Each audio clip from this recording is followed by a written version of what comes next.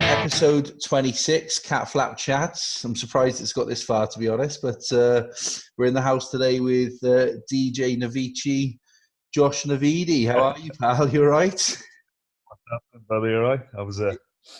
Yeah, not too bad, mate. Surviving. What's news in your world, pal? Not a lot, mate. Just a lot of work outside and some training, really. Yeah.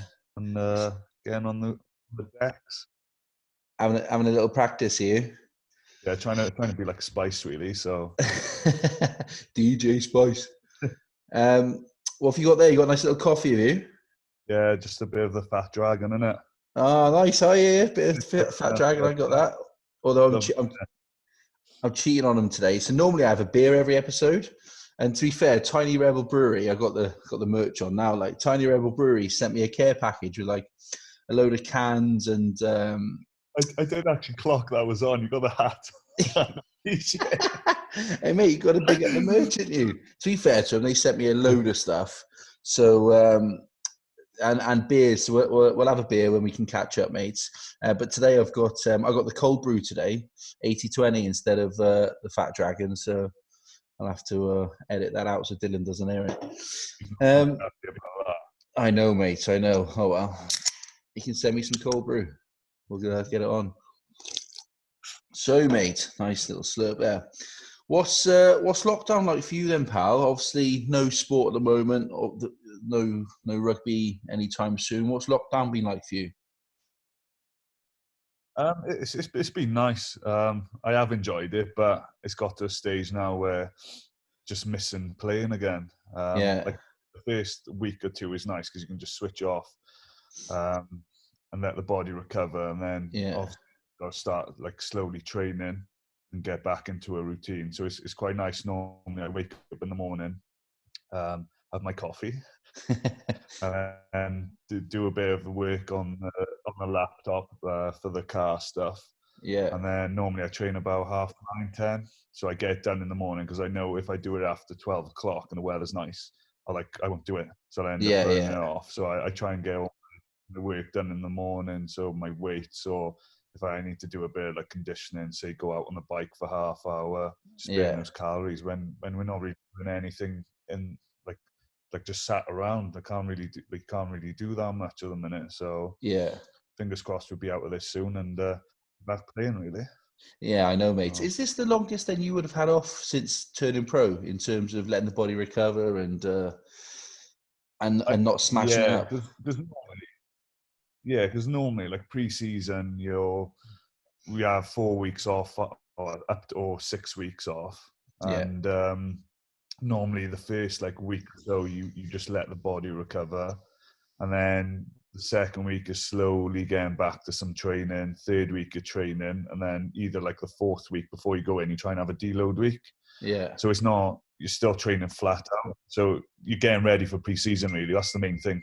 Like when you're off, like boys, like worry about coming in about tests and all that. Even though we do have a long pre-season, but this is the longest I've had off in my pro career that without really doing anything. It's nice to actually get some work done around the house so I can actually help my brother do his next door and my parents' house next door, and building and do a bit of trade work. So it's been nice that. It's not normally my dad doing all the work, so it's nice to meet my brother to chip in and see my brother push the wheelbarrow around, which has been painful. Anyone who knows Sam knows he wouldn't normally be doing stuff like that.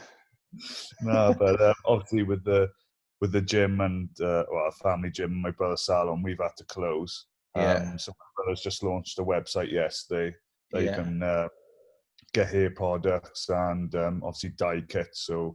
Root maintenance. Well, that's all I know, really. It's crazy. So. Oh, wait, my beard. That's why I've trimmed him down a bit. My beard's getting grey now. Was it the Sam Navidi Hair Company? Is that right?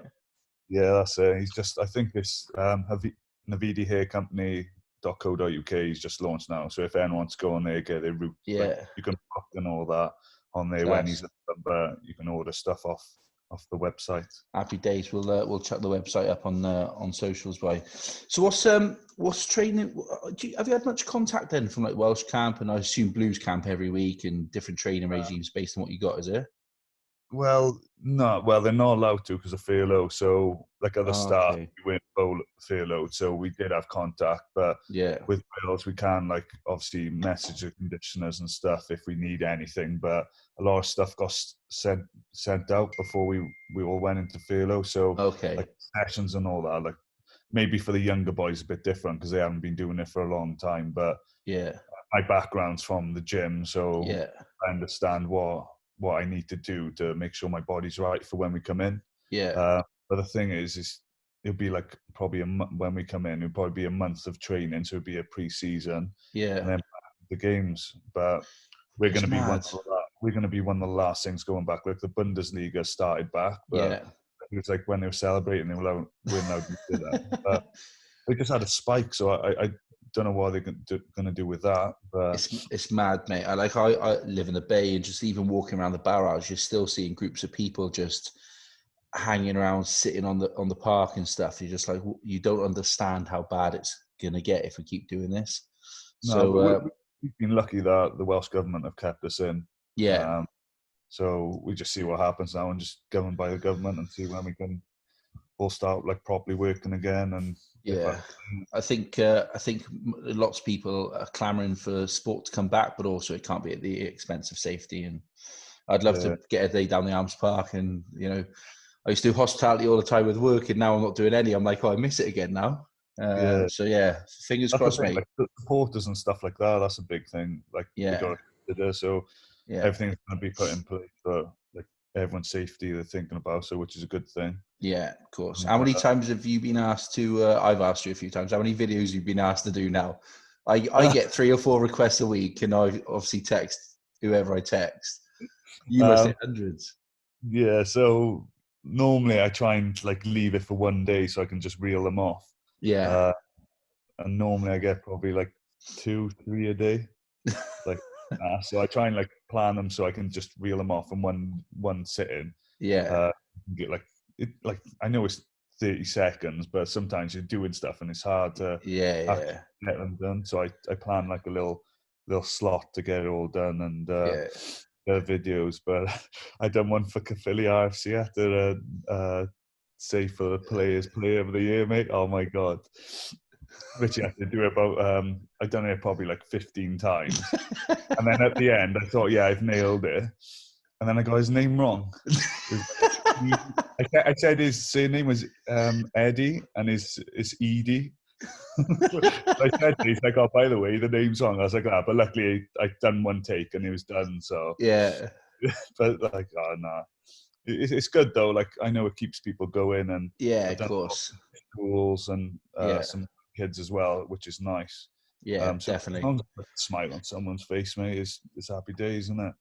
Nice, mate. Let's have a chat. I was doing a little bit of research then, just on yourself. Obviously, know each other from having a few beers and various excursions, shall we say? I didn't realise. Talk to me about sort of you growing up, and then how you got into rugby, and your dad obviously being a pretty good wrestler and all that stuff. Take me back to the beginning, pal.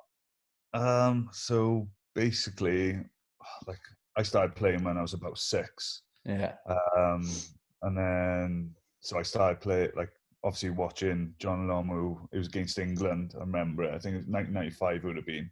Yeah. And I was 4. Well, yeah, I was 4 then, turning 5. And I remember he just running through everyone, and then that just kicked off the bug. So obviously I couldn't play until I was like 6. So I'd go around the garden and play in school. Like we used to play with a flat football because like in school we never used to have a proper rugby ball. So we played with a flat football, and we would literally play like 5 years old, playing full contact on concrete and literally full on tackling and stuff. So that was a good part of it. But yeah, so I started at Bagendath under 6s, and then I didn't like touch rugby, so I stopped for a year. Yeah. And then when his contact just wanted to melt people, did you? Yeah, but it was boring, like, because I used to like when I was younger, like when we were playing in like the school and stuff, you'd hand off and all that. But then when you start playing for a club, you're not allowed to do any of that. You're not allowed to like hand off people on the face or anything like that. You're not allowed to push them. You have to just run, and try and bounce people for fun. But yeah, so I started playing for Bagendath. Played there until I was like 14. We played at Bryntig, the rugby factory as it's called. Yeah, of course. Our boys have come from there. Obviously Bridgend district. And then when I was 15, it was like you have the trials and stuff for Ospreys. And then, but like when I was younger, we were going to emigrate to New Zealand. Like we were going to go over there and live. And my dad was like, "Oh, would you still like to go out there?" I was like, "Yeah." We were traveling up to North Wales, and then he just he popped the question. Like me and my dad used to go in the van, and my brother would go with my mum in the car because we had family up there in the home. And then he just randomly popped the question. I was like, "Yeah, I wouldn't mind going." And then like that was probably like September time. Yeah. Of my last year of GCSEs. And then so he's like, "Oh, we'll go after the GCSE." So literally done my last exam, had one day at home, and then literally flew out to New Zealand. Ended up in Christchurch. Class.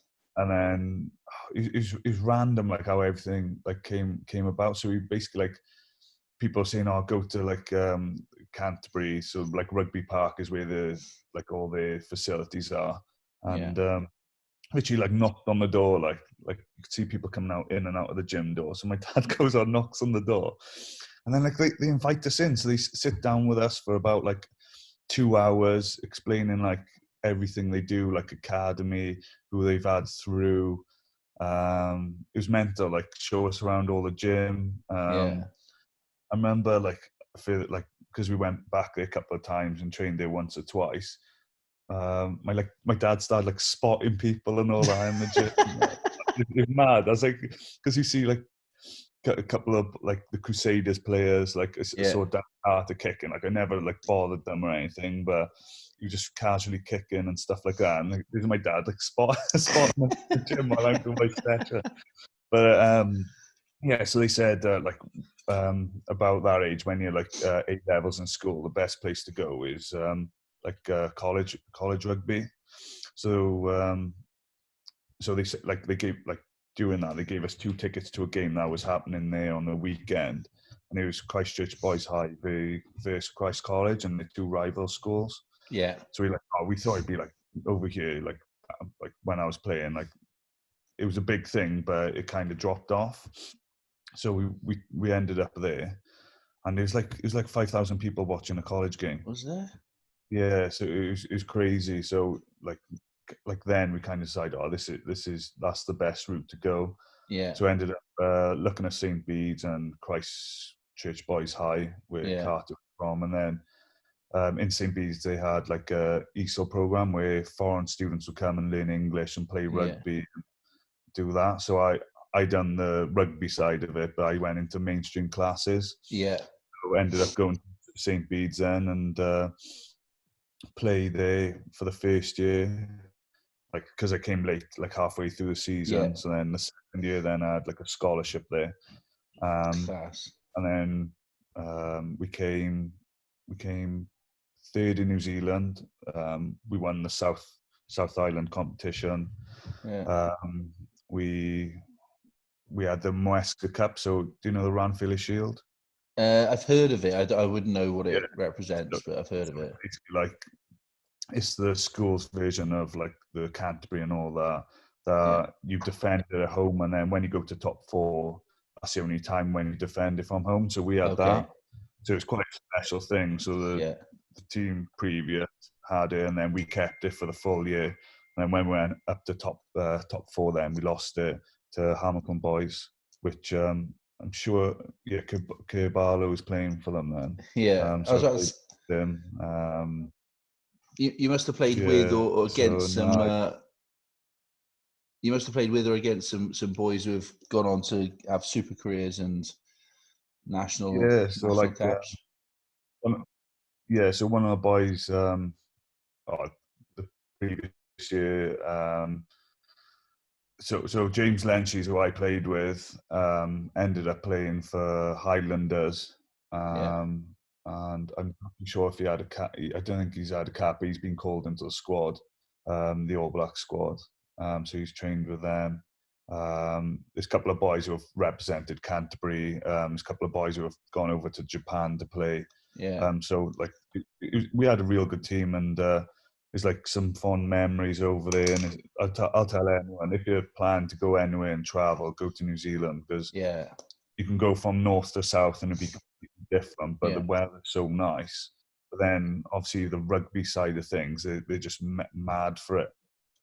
Yeah, it's class. They'd walk down the street and speak to anyone about rugby, and they would tell everything about it. It's a bit different over here. Like, people have their opinions, but like over there, they're real detailed, and they know everything about everything. Yeah, I love it out there, mate. I think it's brilliant out there. What made you come back then? If it was going, obviously got picked up, and you're in the academy over there. How come you ended up coming back?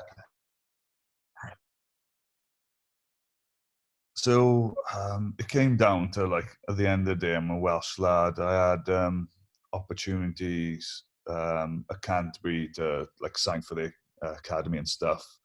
But then at the end of the day, like, you just want to put that red jersey on. So it was just one of those things that I knew if I went there, say, it would take me a while to eventually get where I wanted to.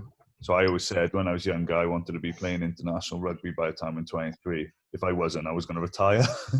So luckily enough, I had my first cap when I was just turning 23. Yeah. So I was going to give wrestling a go, but it's just one of those things that, like, you always set goals to yourself, and you want to get somewhere in your career. But so I decided to come back, and then sent my CV to Blues and Ospreys, and then Blues just seemed a bit more interested, so started training down there. Had a month's trial, and that month's trial's gone on to over 10 years at the club now. So it's been amazing, and it's been quality. Like, the memories I've had at the Blues, like, I was there when they first won the Challenge Cup. It was nice to actually get to the final yourself and win it yourself.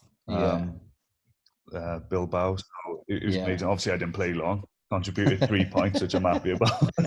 So I got something to say, but my shoulder came out, and then rest history, innit, Mikey? The less said about that, the better, I think. Those nasty 3 days. They were. It was like a stag do, I think, for some of the supporters, and probably some of the players afterwards as well. I was gonna go back to, obviously, do you remember because you played quite a lot for the Wanderers, didn't you? Is that right? Obviously, Anthem, Wanderers, and Cardiff, and that. Do you remember your debut for the Blues? Yeah, so it was Leinster away. I was on the bench. I think, did I come on? I think it was like 20 minutes left or something like that. It wasn't. It was like, obviously, for a youngster, going out to Leinster is a massive deal. But I remember, because of the gym, like, Gareth Thomas was playing, Mam Maltika. I knew them from the gym when I was younger, and it was nice to be in the Blues and actually get a chance to play with them, because obviously I used to look up to them when I used to work in the gym when I was a lot younger, and they used to come in. I remember I roomed with Rushy, because we literally flew in the morning, and we had a room for the day. I was with Rushy, so obviously I normally kit before I play, so I had a nap, and I'm sure he did as well. And we didn't talk too much about the game or anything. It was just general chit chat. And then literally came to game day then, and I remember I came off the bench, and I was getting into the game then, and I was like, but yeah, Brian O'Driscoll's playing. I played against Brian O'Driscoll. So it was a bit of a mad one, and we nearly beat them, which is a hard place to go. And of course. We were close, and I was about 2 yards from scoring a try as well, which I was excited about. But we nearly finished in the corner then, and it'd been awesome to finish that way. But it was nice to get that first start and play with players I've always admired and play against players I think of, like the likes of Brian O'Driscoll, like the magic man himself. Like, so. Do you get nervous? Do you get nervous before games? You know, were you nervous before that, or do you just trust the process and off you go? It's a weird one. When I was younger, I used to have like butterflies turning up the place and get nervous, and then as soon as you get in the change room, it kind of dropped off. Yeah. But like the last time I've been nervous was for my first cap. That's probably the most nervous I've been in the morning. I felt like a little bit sick, but then it kind of like died off for the day then. But like I don't like, at the end of the day, you got to go on the field and do what you got to do. And you just got to back the type of player you are. But like, I know a lot of boys get nervous, but it just shows you care. Like, everyone's got a different way of processing out, like playing or etc. I know like a couple of youngsters get nervous, and some boys won't, like, are so laid back that they won't get nervous at all. Like, I can imagine you're one of those in the change room, quite laid back with your headphones on, listening to music, or you're not one of those that smashes your head around and headbutts other players or anything, are you? No, I'm literally like, as soon as we get up to the huddle, that's when you kind of flick the switch. Yeah. And soon as the whistle goes, that's when you got to go, kind of thing. But I'm normally there, sat there, and like either got a headphone in or one of the boys is playing music. I ain't too bothered what's playing. Yeah. And I like people watching. Sometimes like see what people are doing and all that, because a couple of boys obviously pacing up and down the change room going nuts or something like that. But I'm normally just sat there, just chilled out. Yeah. Normally I have to be warm. I hate being cold before a game, so I'm normally there. And then just before I go out, I have a little stretch. And then I'm not tend to be one of the last out of the change rooms. And then just get into the warm up and then ready to go, really. Normally probably 5 minutes, 10 minutes before the warm up starts, I get out. Just to get a bit of the atmosphere. And get ticking over, really, before the warm up. How do you flick that switch? Because, like, I played low level rugby, obviously, and most people listening to this, if I've got any listeners, would have played low level rugby. How do you just flick that switch from going, I'm chilled out, I'm calm here, to going, right, I'm going to absolutely bend you in half today, pal? I don't know. I don't know. I always hit, like, in the arms part, got the wall, and I always hit that 3 times. I don't know why. It's just something, but it's like just the physical impact of it. I don't know. It's weird. Like, I know as soon as that ball goes off in the air, as soon as it gets hit or whatever, you got to be ready to go when it hits someone. So I don't know. It's just always been my process. Like, as soon as I walk onto the field, I know I have to be ready to go physically and mentally. Like, some boys are different. They got to have a big build up and get the emotion up to here or whatever they have to do, or the physical. But I find, like, I know just before kickoff, I need to go, like, be ready to go. So it's always been the same. I'm always sat there, like, even before the huddle, I'm just sat there, chill, drinking my water or whatever, waiting for the huddle, and then I get up. It's a bit different when you're captain the side, that you have to get boys up. Like, I don't need someone to shout to me to get me going, kind of thing. I got my own motivation to go. What sort of captain are you? Like, obviously you've captained the Blues a few times, and obviously fortunate enough now captain Wales in a game or two. What sort of captain are you? I'm laid back, then I can, not emotional, but there's a lot of swear words thrown into the chat before. But I'm quite laid back as it comes. Like, it's like, I'm quite easygoing, and talking to refs, I'm not, like, I only talk to them when I need to say something. I won't constantly pass them, because at the end of the day, they got a job to do. They won't be able to see anything. But if there's a point that I need to be made and has to be said, I will make that point, kind of thing. But yeah, I'm quite chilled out. Like, obviously, like, when you come to the huddle, you have to. Some boys like to get that emotion and that, like, the rah. So you have to try and give that. But I'm one. I'd happy go, right, boys, come on in, let's do a job and let's get out there, kind of thing. Of course. I'd be happy about that. What's obviously you mentioned your first cap. Then what was that like for you? Did you cry during the anthem, or? Well, it wasn't the best start.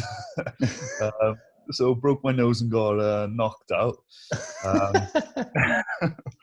But in the anthem, like, like it was real emotional because like I could see my parents right in front of me. Yeah. And I remember my dad before we left for Japan, he was like getting quite like teary and stuff. Yeah. And like we were chatting about it and all that. But like when I saw them, then I started like getting emotional. And like when you watch a clip back of me thing, you can see my lip going and all that. And like it is an emotional time, like because it's something I can imagine. You represent your country. Yeah.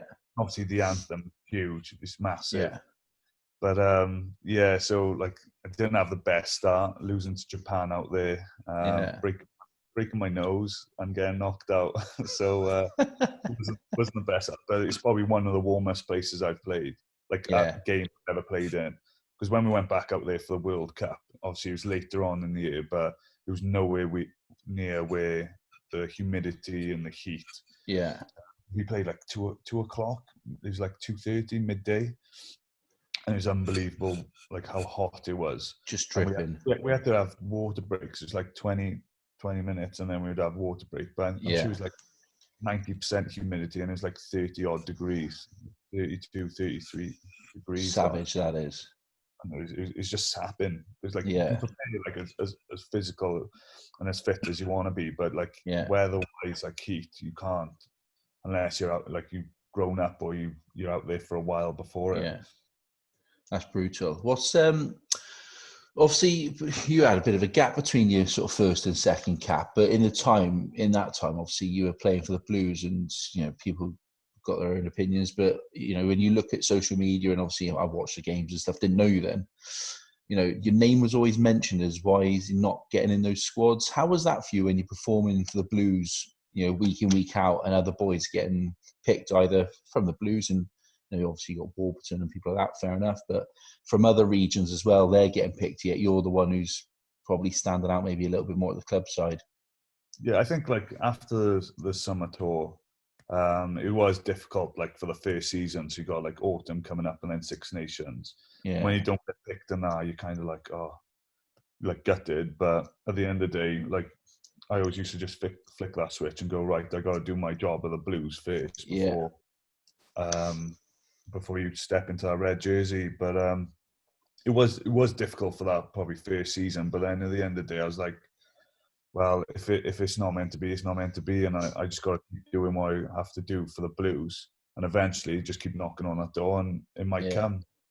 But when it came to that summer tour to New Zealand when we played Tonga and Samoa, I was like messing about. So I was like, oh yeah, this is my Lions tour and all that, all the boys. But like I genuinely thought I wasn't going to get picked for it. Got to that stage where I was like, oh, I'm probably not going. They're probably going to get some youngsters in and try new boys. But luckily enough, I got picked. And since then, it's been like 3 years, and it's come thick and fast for playing for Wales. It's been mad.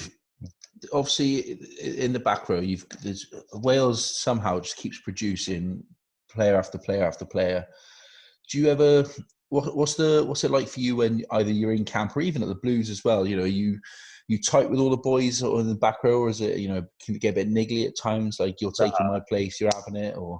Nah, it's not clicky, mate. Like at the end of the day, like your teammates, and it's some boys might be different, but like at the end of the day, it's like whoever starts, whoever plays, it's like benefit of the team, like whoever's starting. So it's like with the Blues, it's been awesome. Like the back rowers that we've had, of course, that we've had has been immense, and we're blessed really in that position. Just the number of boys and even youngsters coming through now, is amazing, and hopefully we can keep that going. And like Blues, we're in a decent place now. We got good youngsters, good mixture of like older heads and youngsters coming through, and it'd be nice when we do get back playing to see like we can push on for where we were built to. But yeah, it's not clicky at the end of the day. Like even when the team gets called out with Wales, like you say, well done to the other boy if someone's starting in front of you. At the end of the day, you are gutted, but it's a team sport, and you want what's best for the team, really. Class. Do you ever? What was I going to say then? I fucking lost what I was going to say. Killed it. We'll edit that bit out because it sounds fucking rubbish. When you obviously, a bit of a mainstay now, do you feel like you're one of the senior players as such, or is it a case of just lead by example, and if others are looking up to you, then happy days?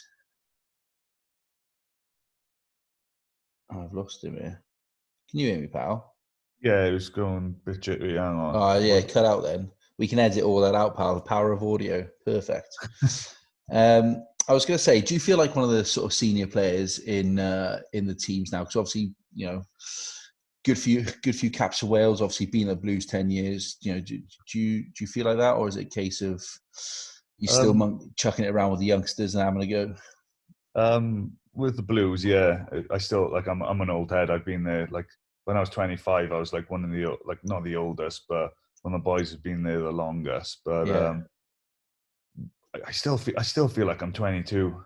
Like, I mean, like the gone are the days. Like it has changed over years. When I first come in, I remember like say Tito or Rushy.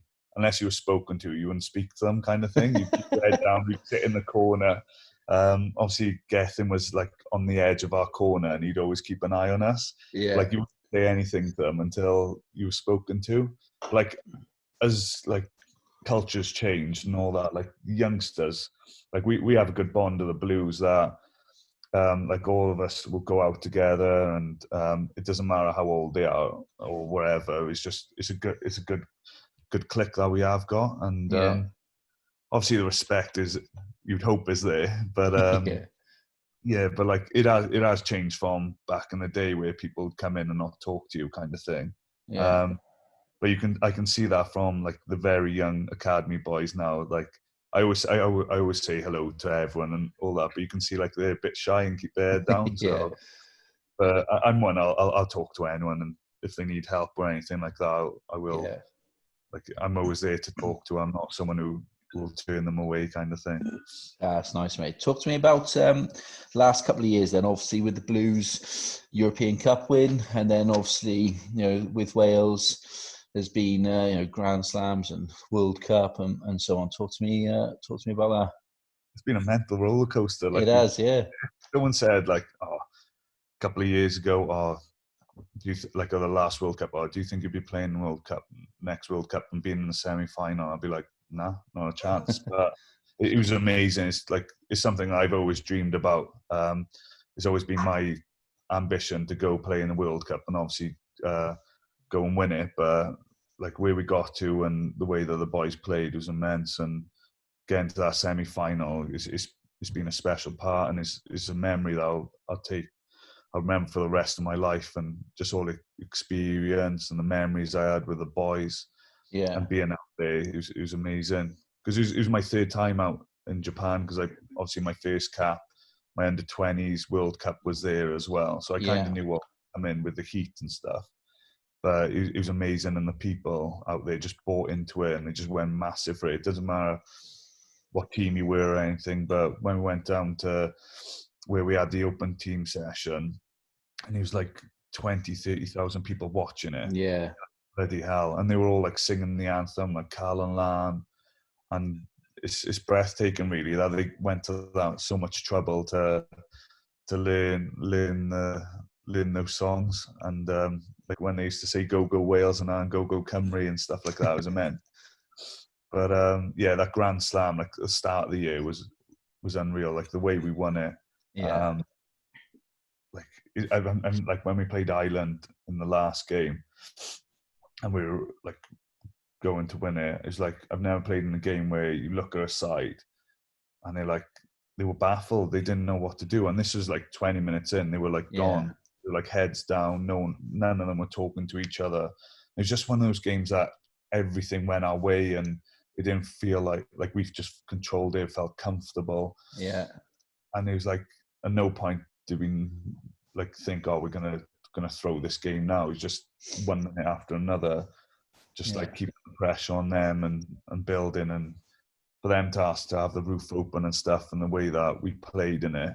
Yeah. Because Ireland's quite like lot of driving lineouts, possession, territory. but it just felt like the way we controlled it, and with the backs as well, like obviously Anscombe kicking the corners and stuff. It was just like the pressure was on them throughout the game. Yeah. Like they scored at the end, but it didn't feel like till then that they threatened us really. I was going to say I was in I think I was in the Philharmonic, and that little chip and the Hadley scoring. And I think people's pints were just going everywhere, mate. It was berserk in there. I think it was like less than 2 minutes, wasn't it? Yeah. Like, it was berserk. Like how quick, and you're like, oh. But like when that happens in a game, I always go, right, I know we scored early, but we got to make sure we're getting this kickoff back and we're putting it back down there, kind of thing. Before we're doing everything right, because there's nothing worse than like scoring early and then they come back and then you lose. Like, because they like kind of, it flicks a switch for them, but then from that it just built and built and built throughout the game, and it was probably one of the most enjoyable games I've ever played. Like just the way we played and the pressure we put on them, like how comfortable we were throughout. It was unreal. Do you feel like going into those games? Obviously, the France game, the first game, obviously losing at halftime, to come back and win that. I was out there. It was minging, absolutely vile. Does that then give you the confidence and momentum to just think, do you know what, we're not unbeatable, but we feel pretty close if we play well? Yeah, because like I think we were lucky with our France game that we came into the change rooms, but like we knew we didn't play well. We didn't play the right game plan. It took us a while to get into our kicking game because it was hammering down. But I think that was a good lesson for the last game. Yeah, it's just territory and all that. But it was one of those games, like you go into a change room sometimes, like obviously you're getting beat, but like we were like, we're not playing well. We know we can turn it and obviously finish the game off, and we did. But then Italy, we played, like the next game we played okay. And then it was England, wasn't it? Yeah. At home, and it was just like a different build up for that was completely different. And England's always one of those games that is going to be a completely different game. Like it doesn't matter what's happened. We know we can just go and prep for it. Like we had the Fala week and we just prepped for it. And I know the boys, like we got hammered training wise, but it was unreal. Like just playing that game, and at home we just knew we had to flick that switch and play completely different. And that was another like game. I at the end when Josh Adams scored that try in the corner, I couldn't hear a thing. My ears were killing on the pitch. I was like, but like when that try went over, you're like, oh yes, right, we got like a kick off. There's only a couple of minutes left. We know we just had to keep the ball and then kick it out. And the sound was frightening from the crowd, but it was amazing. Is Principality best stadium in the world for you? Yeah, it's the home ground. Like I obviously I had all my caps away, but then when I had my first home game, it was just nice to actually run out there, and just the atmosphere of all the people around and the supporters. And it's one of those places, like until you've like for spectators, I bet it's unreal to be in, but until you like on that pitch and just the surrounding and everything when you like walk out, it is unreal. And luckily I've had a fair few memories on there, and it's nice to actually wear that red jersey. You still get the atmosphere, like say on Judgment Day or anything like that. It's still amazing atmosphere, and it's like nice to like fill out the crowd for a derby and all that. With so many people. Obviously, when you have it home, it's like you have like max of 12,000 people because that's the capacity. But when you're there, it's like 40, 50,000 watching a derby game. Yeah, it's class. I'm obviously English, lived here though. I know. It's good. Is it 14 years now, maybe? I would say that, and I've watched, I've been fortunate to watch international rugby, New Zealand and various other places. I'd say Principality, when the Welsh anthem is going, is one of the best things in sport you will hear. It's unbelievable, mate. Like, I get into it. Even if they're playing England, I will support England first, but it's immense, mate. Like, there's no other place like it. No, it's unreal. Like, even standing like before the anthem, like you said, is amazing. Like, it's hard not to get emotional, but like I learned on my first cap that I have to try and keep those emotions down. But every time you go out there and singing the anthem is probably one of the best feelings ever. Yeah, definitely. Talk to me about Bilbao, pal, and obviously that blues journey as well. Maybe not Bilbao itself, but that blues journey and actually winning something with your club team that you've obviously been there for years, and success hasn't always followed in terms of silverware. But talk to me about that. We've always been like close. Do you know what I mean? With the Challenge Cup, we've like come to like. I remember we played Dragons one year, and I'm sure. I think it was a semi-final, or quarter-finals. Dragons one year, and we've always been close in that competition. In Europe, I don't know. It's a strange thing with the club. When we always play in Europe, it's like we flick a switch and we just turn it on. Like we always enjoy playing in it. But I remember, like actually, the build-up. So we played Edinburgh in the quarterfinals, and then we had Power home then. Yeah. And, like I remember, like people were just writing us off and all that. They had this one prop, and he's like 135 kegs, 140 kegs. Yeah. And they would use him off the line out. So all week, we didn't prep anything like off the line out. They say, oh, they do a 5-man line out, but like you know Richard Hodges, don't you? Yeah. He didn't tell me who was carrying that ball. So then, like the first line out of the game, and they run this 5-man with him off there. I'm like, what the hell is he doing out here? But luckily, you got like me and Nick and on him, and fair play, we done a job on him that day. But I broke my jaw in the game as well. So Jesus. Luckily, it was Nick's head, not the props. Prop doing damage to me. It was Nick's head who broke my jaw. So I remember like they played it the other day on the Blues thing, and I remember like just before halftime, I was like, Alice, I think I broke my jaw. And he's like, oh, shut up, will you?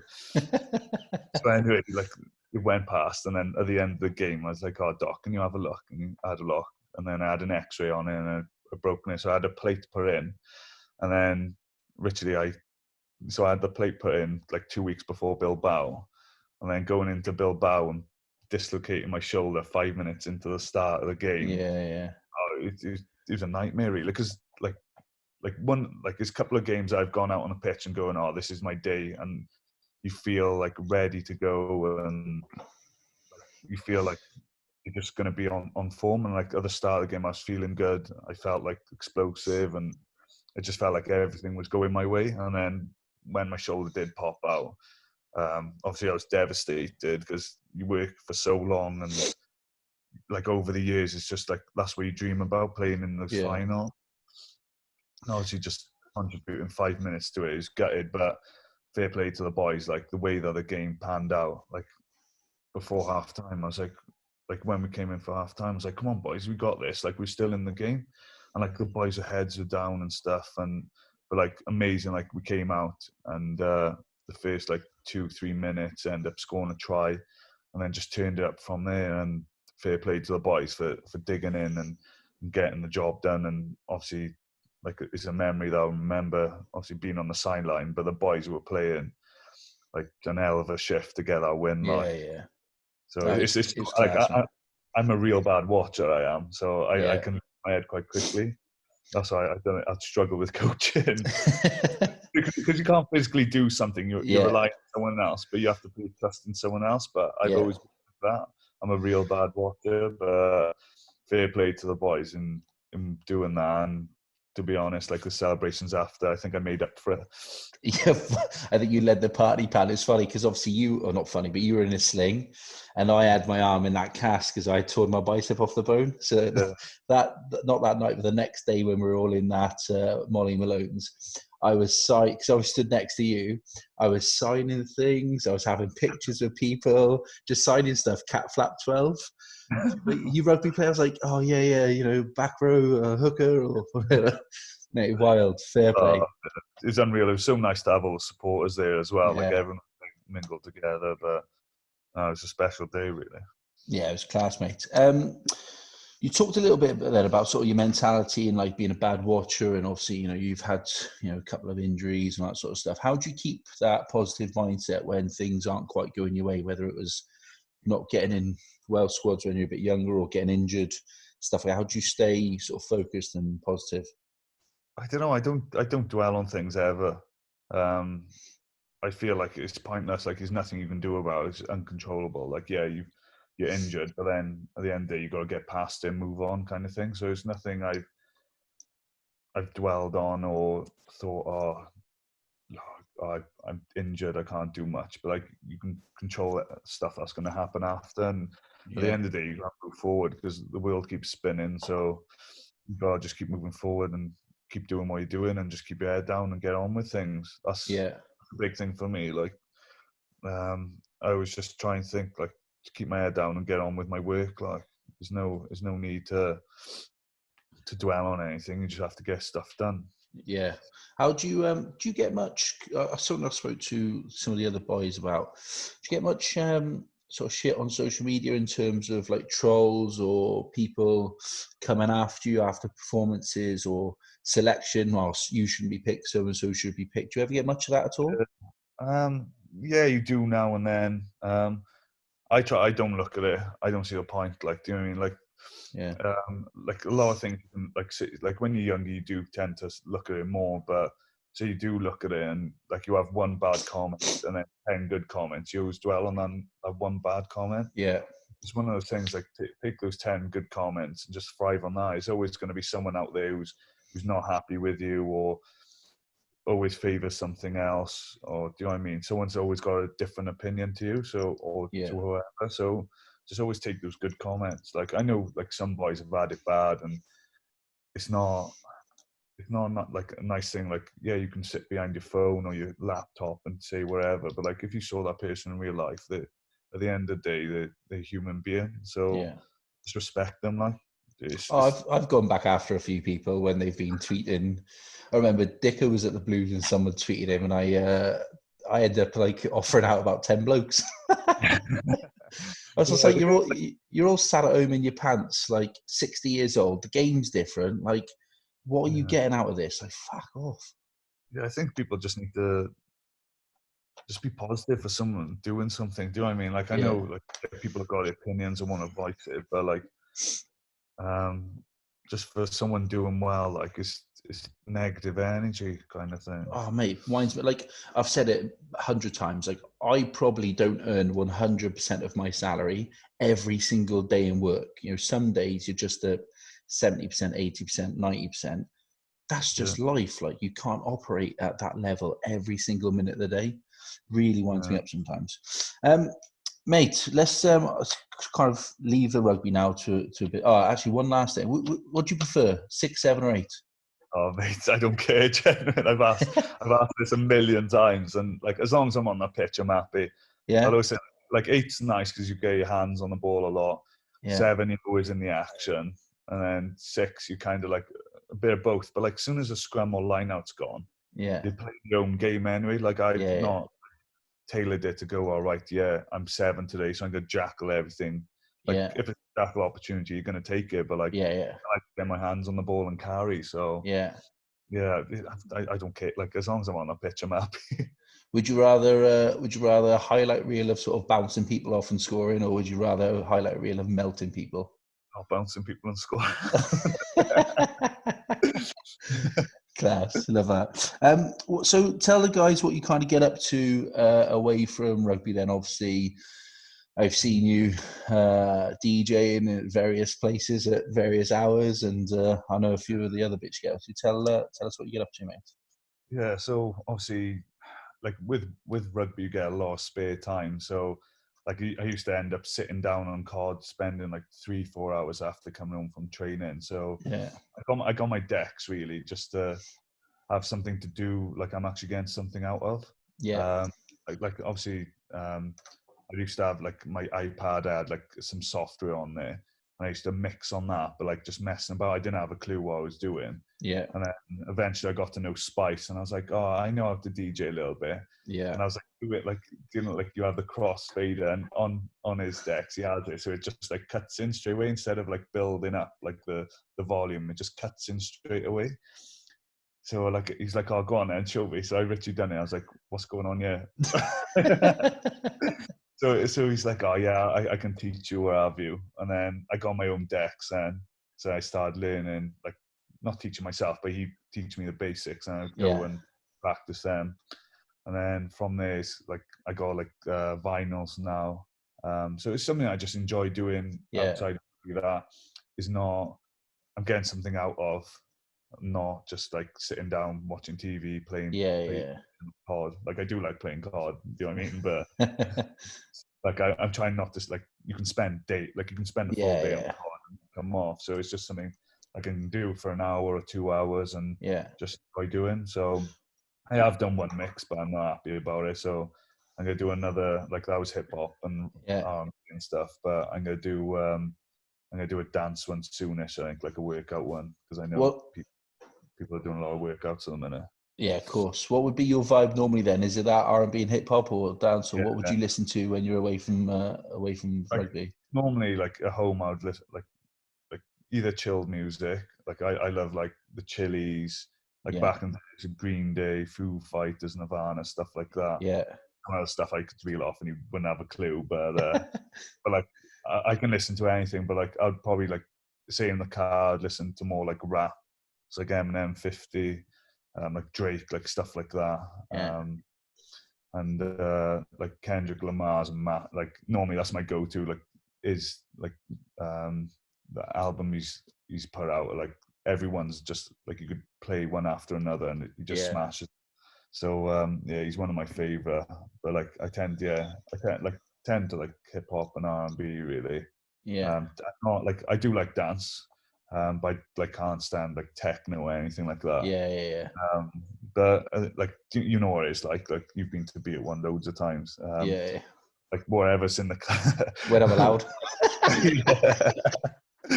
Well, whatever, like, do you know what I mean? You got to play for the crowd at the end of the day. You can't just play like I could like say I done a gig and people come to watch me, I could get away with it, but it's not like if no one's dancing, no one's going to be enjoying it. Do you know what I mean? So of course, that's a big one. And then I've got my like started sourcing cars and stuff now. Just started doing that. Kind of launched in January time. Not done it for like a while, but like just slowly trying to get everything in place. So just like all the company stuff is quite good now that I've like done the website, the Instagrams are getting there. So we've done a fair few cars for the boys, just sourcing them. So we're just sorting out finance and stuff for the minute. So we can do that. But no, that's going well, enjoying it. It's something like outside of rugby, and I've always had an interest in cars, so it's a passion there really. It's not, it's like something I can do after rugby, but at the end of the day I want to help the boys out, because all these lease deals and stuff, sometimes they're not getting the best deal, or there's better deals out there to be had. So just helping the boys out. That's why I started, helping the boys out, and then if they put someone my way, happy days really. And you're big into your bike as well, aren't you? You're, Sons of Anarchy, like Jax. So I got a Triumph bobber. I had a custom by Thornton 100. So like wider wheels, wider forks. Like you changed like the mud guards and stuff on it. Got rid of one. I've moved the pegs forward myself on it. So that's nice. It's nice like when the weather's nice, just to get out of it and go for a little ride, because you can kind of switch off and like go for a little coffee and then come home then. Class. Love that.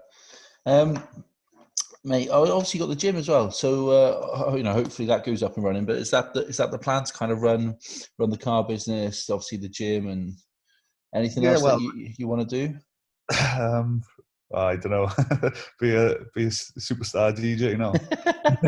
we'll get you down in Ibiza. Nah, it's just like we've had the gym since 1995, and like it's family run, and it is a good place. Like I've done my like qualifications, like level 3 PT and nutrition and stuff. But it's like if it's there, like we still got it when I'm older. It'd be great to go back and work there, because I used to work there full time when I like in my my summers off from school. I normally work 6 a.m. until 2 p.m, and it'd be nice to go back there and obviously like maybe have like a little academy thing going on where I can take a couple of kids under my wing and obviously teach them right way to do techniques, and obviously get them fit and fast and strong. Like say they do want to progress, like in any sport, that I got the experience there to help them do it properly. Then not have the right coaching points, etc. So it's something that I've thought about. It's something I tried to do like 2 years ago, but with rugby, so much going on. I'm not, of course. I can say, oh yeah, I'll be there at 2-3 o'clock, and then say training runs over and we're 4 o'clock. By the time I get to the gym and stuff, and say I've had to have a meeting or anything, it wasn't working. So my dad stopped running it, and he took the reins back over. But I couldn't keep them out for long. But no, I would like to do it, but if the car things go well, do you know what I mean? It is going on. It's starting to pick up now, really. The Nice. last month, and so hopefully we can smash a few cars out and get that going, and hopefully it'll be good. Good lad, mate. And back in the rugby, do you allow yourself to look at sort of, Lions next year off the back of your form over the last sort of Wales 18 months? Do you look at that at all or not? No, I've never, like, the same with Wales. I've never gone, I don't look too far ahead. I know, at the end of the day, I got to play well for the Blues and all that. People do say stuff, but it's never been in my mind. My ambition's always to be playing in a World Cup, and I've never thought about the Lions or anything like that. And it's something I'll just if it comes, it comes good. Do you know what I mean? It's going to be a weird year, but I'm going to just play my best rugby for the Blues, and then hopefully Wales, and then if that comes, it comes. But I'm not really thinking about it. Fair play, mate. What's who's the hardest sort of player that you've played with and against? With Nick's up there, Nick Williams. Is he? I'd say, played against and played with, because I remember he bounced me once. He ran straight over me. Gethin Jenkins covered my back and had a go at me after it when we played Ulster at home. I remember he ran straight over me. It was the worst.